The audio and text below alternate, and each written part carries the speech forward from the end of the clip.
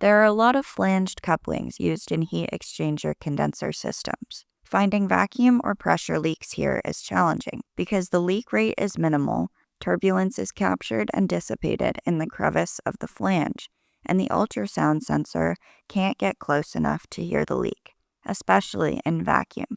Here is a tip for finding a suspected leak in this type of coupled pipe. Here is a typical flanged coupling configuration. First, verify that the system is indeed under negative or positive pressure. Using your ultrasound detector, scan for leaks. Then, wrap the flange with duct tape, making a good seal all around.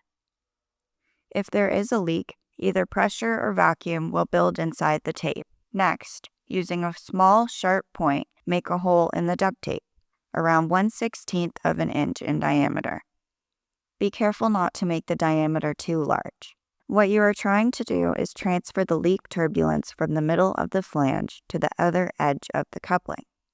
Now, scan the pinhole using the ultrasound detector.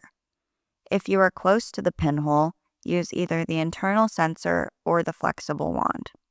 If your ultrasound detector accepts multifunctional sensors, try measuring the flow across the orifice.